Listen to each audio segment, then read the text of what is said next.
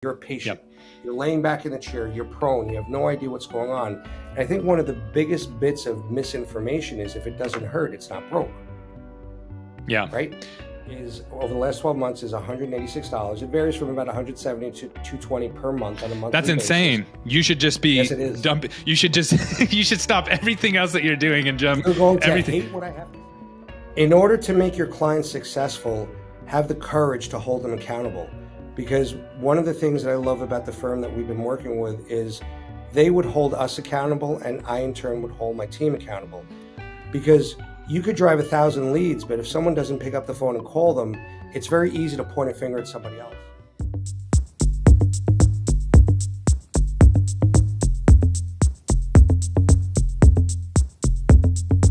Welcome to another episode of Dental Marketing Go. I'm your host, Gary Bird. I'm the CEO of SMC National, where we provide predictable new patient flow for offices just like yours. And today you are in for a doozy. I have the CEO of TLC Dental Group, and his name is Sasha. And I'm telling you right now, you're going to hear things that you've never heard before, specifically around driving new patients and some tricks that I've never seen anybody in the dental industry doing to help make sure that your new patients are showing up, as well as a mind-blowing number that's better than even some of the best marketing people in the dental industry. I'm talking about like Smile Direct Club, Invisalign. He has his acquisition dialed in, and he didn't share every little detail, but he shared a lot that I think is really going to help you. So stay tuned. All right, so Sasha, so why don't you tell us how many practices you have and roughly how many new patients a month you're seeing?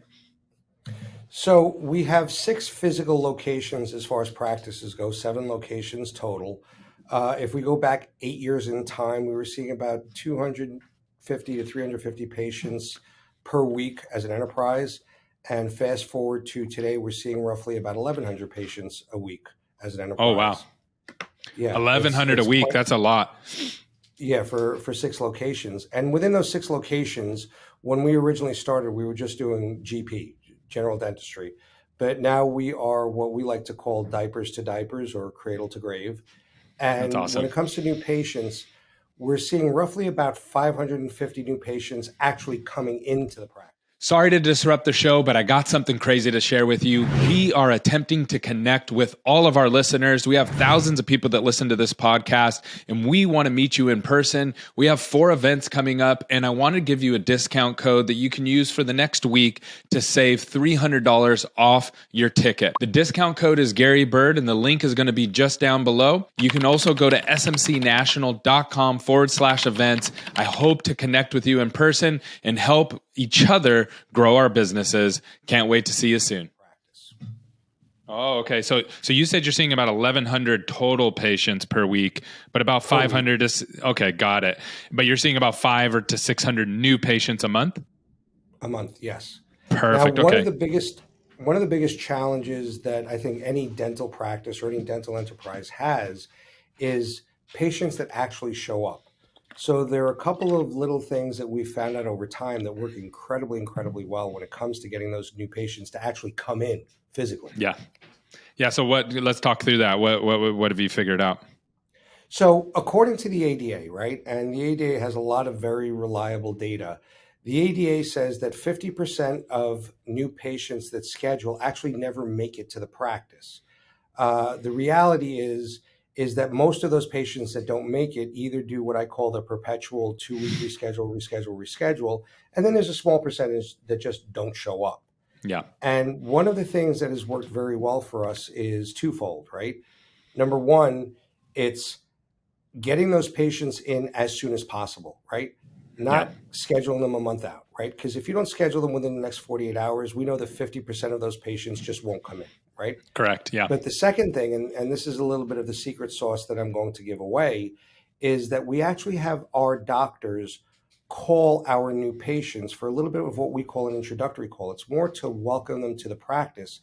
And what we've discovered is instead of 50% of those patients never coming in, of the new patients, we've dropped that number down to 15%. Got it. That's amazing. Question. When's the last time that a doctor ever called you? And not professionally, as a patient. I mean, I talk to dentists all the time, but that's for work, right? Yeah, no, usually I'm not hearing from the doctor. So that's huge. And so you are getting them in quickly, and that's a big one. And the thing I don't think that people understand about getting people in quickly is when you get the patient in quickly, you are actually protecting yourself against the other dental offices, because most dental offices right now don't have capacity. So by saying, hey, we're going to get every single patient in 48 hours, 48 business hours from when they contact us, you are really setting yourself apart. And then when you have the doctor reach out to them as well, so you're like, hey, we're getting you in, and then the doctor's reaching out right away, you're probably one group that's doing that and doing both of those things. I'm sure there might be somebody else out there, but I haven't met them. So tell me how you have got the doctors to all buy in on this, and then tell me a little bit about their workflow. Are they doing it at the end of the day, or how does that look and feel? So let me take a little bit of a step back.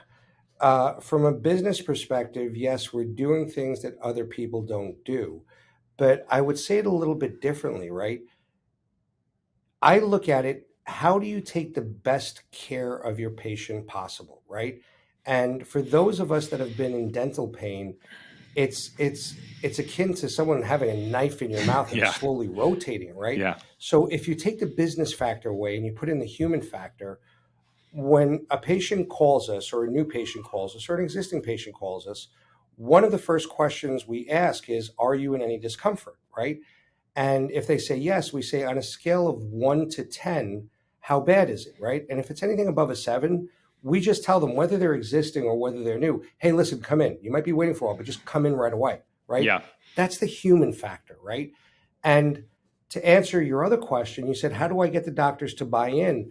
It's not so much of the doctors buying in, but when you look at the dental space, right? Dental is just one of a multitude of different medical verticals, right? Yep. And I don't say this to be facetious, and I don't say this in any derogatory way, but there are all these different verticals in medical. The most intimate vertical in medical is OBGYN, proctologist, urologist, right?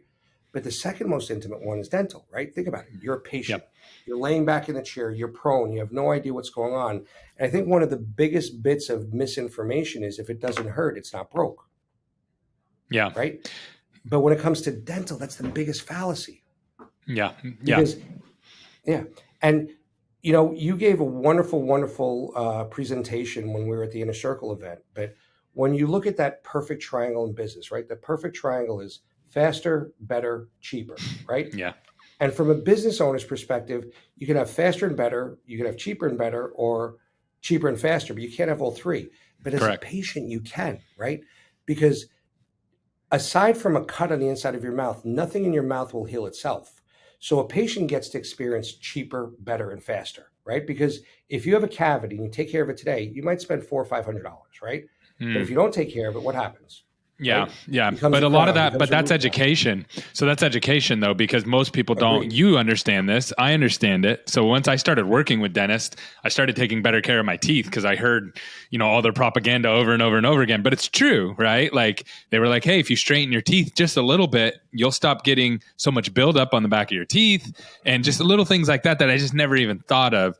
And I wouldn't have known it otherwise if I didn't go to the dentist. So a lot of that's education.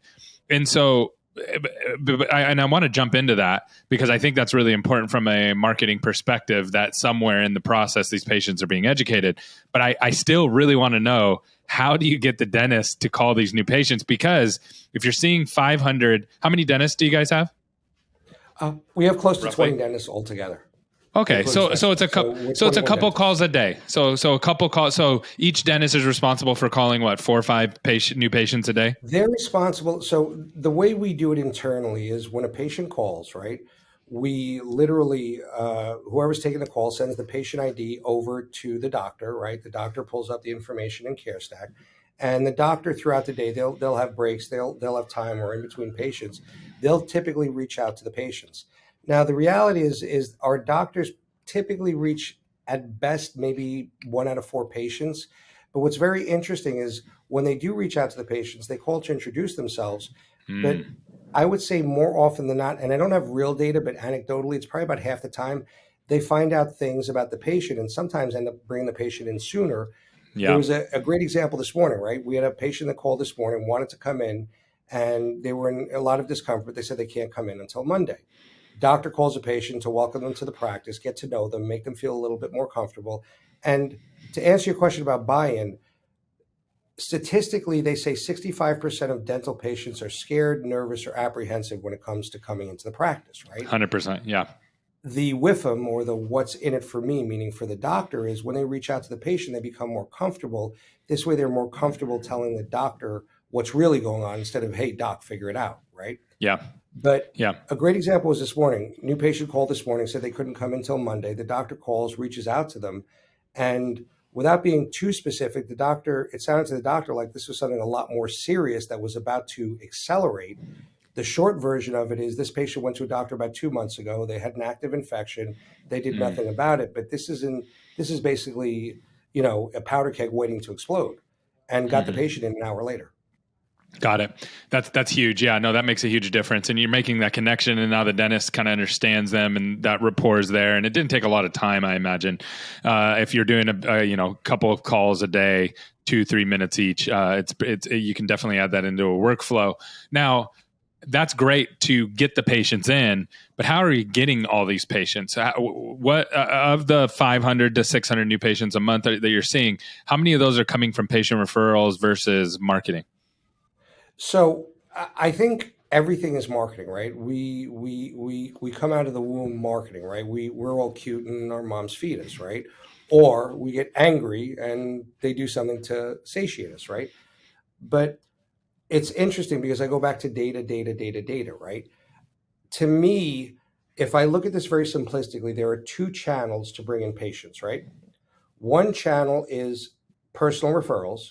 The other channel is everything else, right? Yeah. That everything else could be a drive-by, could be a walk-in, could be social media, could be snail mail, could be a whole plethora of things, right? Yeah. Yes, you can create a great reputation online, and it's very hard to get positive reviews. It's very easy to get negative reviews, and Yeah. you know this. No, you have to. Most, you right? don't have to do anything to get negative reviews. You have to do something to get positive reviews. Yeah. But to answer your question, again, I go back to data, right? And it's interesting because the data is very similar in a lot of different service industries. And I look at us as a service industry. I look at us as we're not competing with other dentists. You know what we're competing with?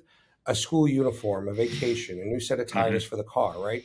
That's what we're competing against, right? Correct. And the interesting part is when you look at the two channels, right? There's personal referrals and there's everything else, right? On the personal referrals, our own data literally mimics what the ADA tells us, that a personally referred patient is 78% likely to say yes to treatment on the first visit, right? Yep. But any outside referral is 23% likely to say yes by the third visit. Yeah.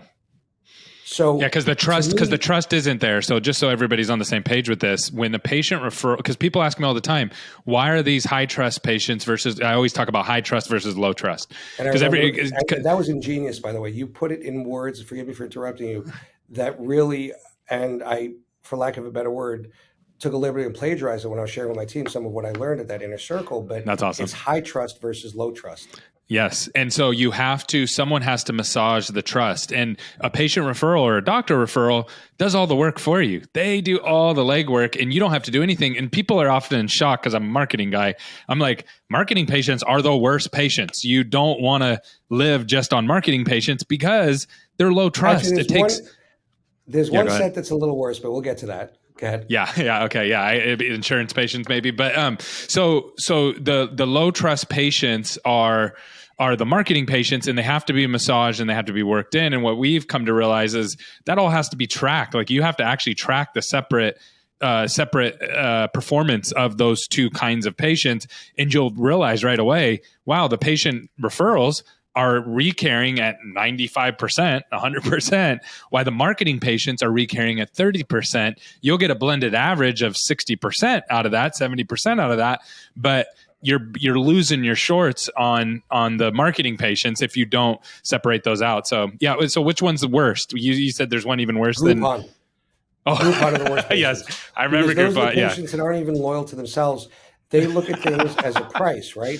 Look, if I'm buying tires and I'm buying a set of Michelins that are Michelin ABC, well, I'll compare prices, but how do you compare value? right? Yeah. And those are the ones that have no loyalty, period. Everything is about dollars. And the truth of the matter is, if I have a patient that their only focus is dollars and they're not concerned about their own future well-being, there are a lot of doctors out there that will do substandard work. Go have at it, right? Yeah. But for those that truly care about the long term, and we talked about that perfect triangle before, right? If I do a great job for you as a patient, within a very brief period of time, you are no longer profitable to me. Yes, you'll come in for your regular hygiene, but hygiene's not a profit center, right? Yeah. But if I do a great job for you, though, this is where you're so valuable. You'll refer other patients. Yeah. And I love Well, to see use that. Go ahead. Go ahead. No, go ahead. No, please. I'm sorry. Oh, so here's the tricky part, though.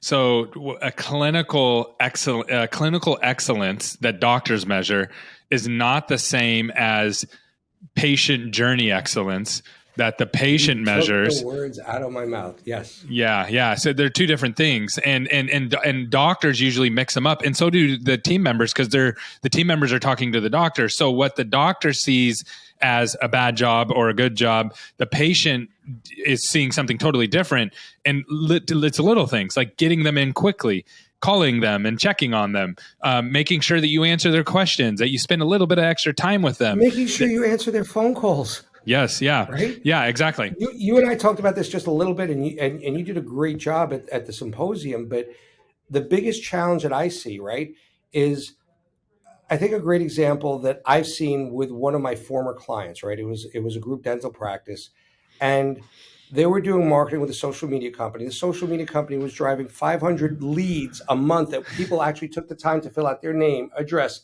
phone number, and they were getting in about 10% of those people.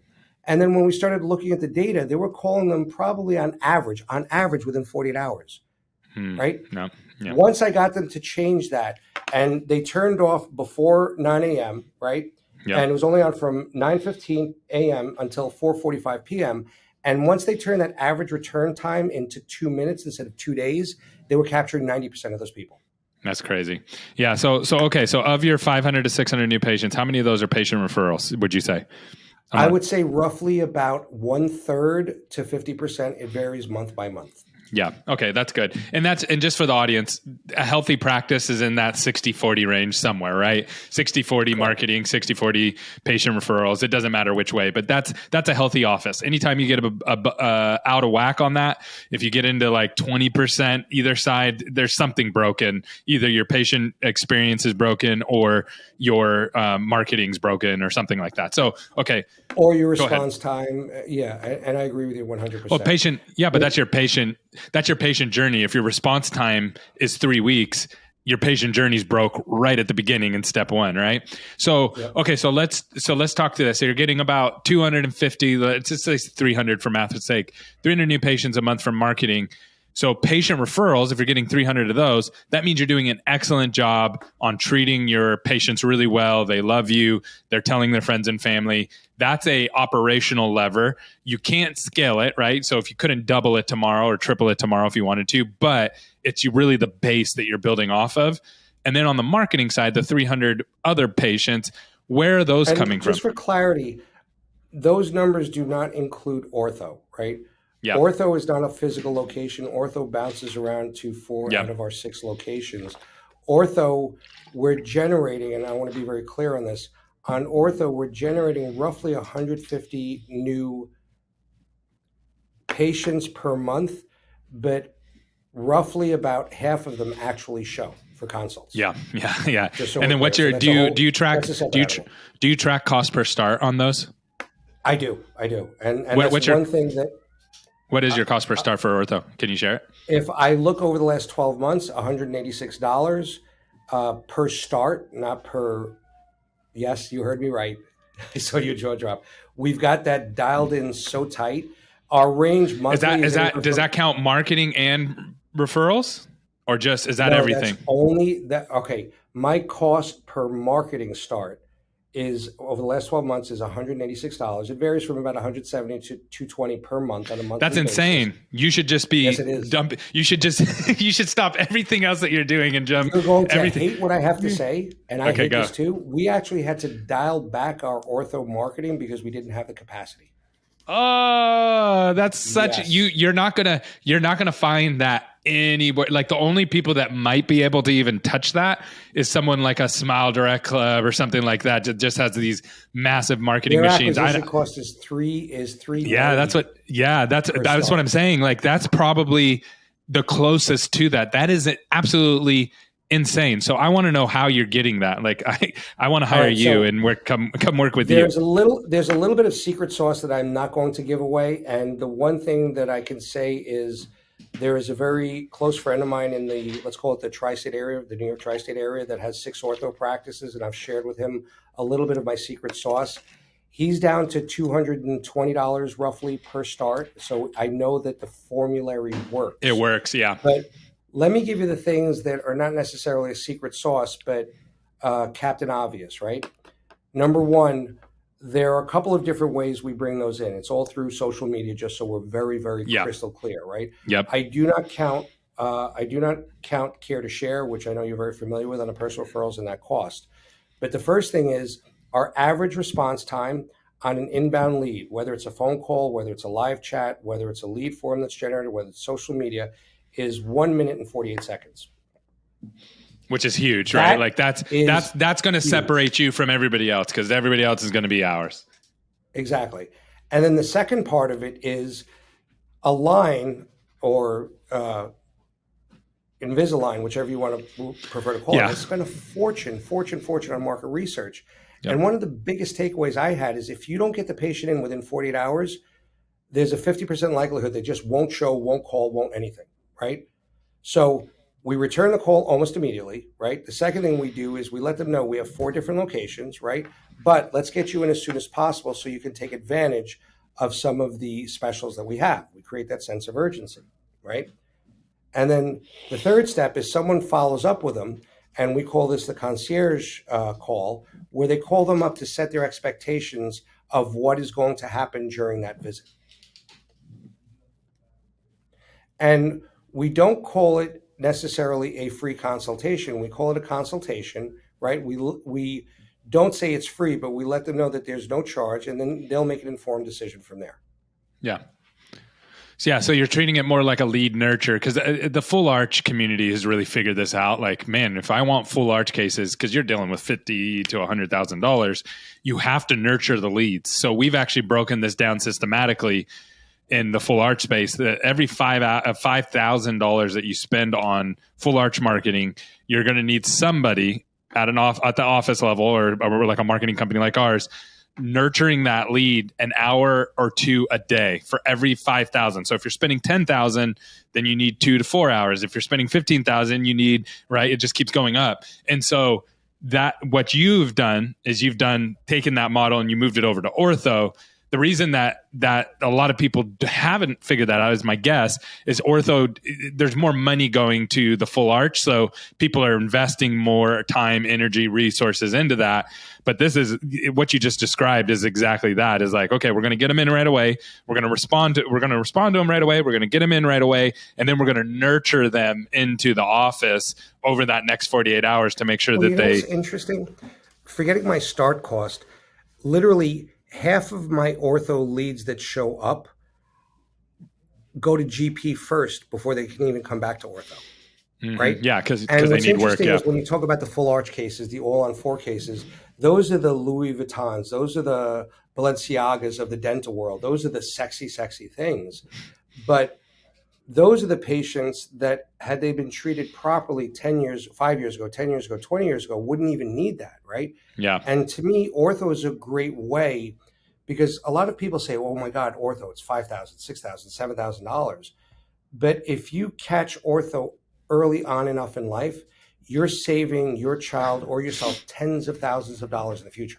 Yeah. Okay. So I totally agree. So I got another question for you on the ortho side. So are you targeting, because there's basically 3, as I see it, and I'd love if I'm wrong on this, I'd love you to correct me. I don't believe in right or wrong. I think it depends on where you are. Okay. Yeah. Your perspective. I would love your perspective on it. So I see 3 different groups in ortho. I see the little kid that needs ortho. That's probably not your target if you're doing clear aligners, right? I see the teen. We do both. We do clear aligners and we do braces and brackets. Oh, okay. That's good to know. Okay. And then there's the teen that, and then there's the professional woman, which is the new, like that market's like budding like crazy. Where are you seeing the most volume from? Or is there another category I'm missing? So let me take it a little bit of a step backwards, and something that you touched upon that I instinctively knew years ago. And this is data, right? This is nothing else other than data. But you are 2 times more effective marketing to the female population than you are marketing to the male population, right? 100%. Yeah. So I'll leave that alone, and I'm not going to go into, I don't know why, but the data shows that, right? Yeah. 80% of all medical decisions are initiated by women across the board. Oh, and that I believe hands down, right? And my Yeah. wife is a nurse, so it's probably about 90% in my household. Yeah. But that being said, about 60% of our makeup is what I would call adults. About 40% of our makeup is what I would call 17 and under. And our breakdown is about 50% braces, 50% clear aligners. And when you talk about who do we target, a little bit of that gets into my secret sauce, but the one giveaway That's why. obviously is we target females, right? Yeah. And you know this as a marketer better than I do. You could get very specific how you target, who you target, where you target, right? Mhm. Short, sweet, and simple. But one of the biggest things I think too, though, is affordability, right? And affordability doesn't mean selling something for cheap. Affordability means making it affordable. Yes. And most people out there, and you could ask someone who has no children, who's never had braces, hey, how much are braces? They're going to tell you anywhere from $4,000 to $7,000, right? Yep. That's a lot of money. It's a lot of money. Yeah. That's a lot of money. But ask someone how much they paid for their car, and most of them will look at you like a puppy and go, huh? Well, and see, this is But this if you is ask the them how dental. much they spend a month on their car, Yeah. different story, right? See, this is where So- the dental industry has really failed. They've failed. We've failed. Marketers, everybody, I'll include myself in there, is that how you present this is so crucial. And I know you're about to go into this, so I'm kind of teeing you up here. And so the other thing is how you present it, both marketing wise and internally in the office, of the options that you have financially makes all the difference in your close ratio. So sorry to cut you off there. Go ahead. How do you do didn't it? cut me off at all. But I'm going to turn this around a little bit, right? Someone needs to explain this to me, right? And I'm not going to say Louis Vuitton. Oops, I said it out loud. But explain to me how a bag that's this big, that has maybe 24 square inches of leather, goes for $2,000, right? And a great question to ask anybody, right? Would you spend $50 on a pocketbook? Everyone says yes, right? Would you spend $100? They might say yes. Would you spend $200? Well, it depends. Would you spend $300 on a pocketbook? That's kind of their border. And they're like, well, no. Well, it's a Louis Vuitton. Oh, hell yeah, right? And it's 24 square inches of leather. The rest of it's plastic, right? Yeah. And they said, oh, hell yeah. I said, okay, well, would you spend $300 on a pocketbook that's all leather, made of suede? Yeah, probably. Well, it's a Walmart suede pocketbook. Hell no, right? So Yeah. it goes back to perception of value, right? So that's one piece of it, right? But the other piece of it goes to affordability, right? Would you spend $60,000 on a car? You're going to say it depends what kind of car it is, right? Mm-hmm. Would you spend $450 a month for a nice luxury German car? What would you say? Hell yeah. By the way, the car is the same price. Yeah. And by the way, it's a Volkswagen Atlas. So it all goes back to perception, but it goes back to how do you make it affordable? But then the other part goes to patient education, right? When you look at ortho, someone who is compromised orthodontically, one of the cheapest things you could possibly do is ortho, because it'll save you tens of thousands of dollars and probably save your teeth in the future. But if you don't know that, there's no value. But if you understand, and as you mentioned earlier about your teeth being crowded and you trapping food, right, and you being able to clean your teeth, once you understood that, you're like, wait a second, this is a very cheap option, because 2 crowns and 2 root canals will cost me the same amount of money. Mm. So it's all presentation. So is that part of your secret sauce? Is how you're leading with price on that, or is that something that you can talk about on the ortho side? Sauce that I think is not secret sauce, is common sense. Is we don't lead with price, but price is part of it.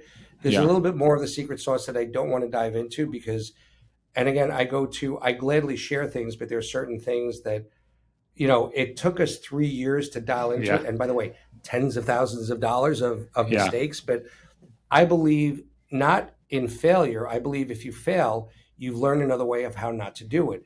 Yeah. And some of it was luck, some of it was perseverance. The biggest part was just not giving up. But once we dial that in, I will tell you that 80% of the secret sauce is the intake experience, right? Number one, it's Yeah. very quick, right? Number two, we're calling them right away, right? Number three, we have the concierge service. So that's 80%. But it also is the Pareto principle, right? The 20-80 rule.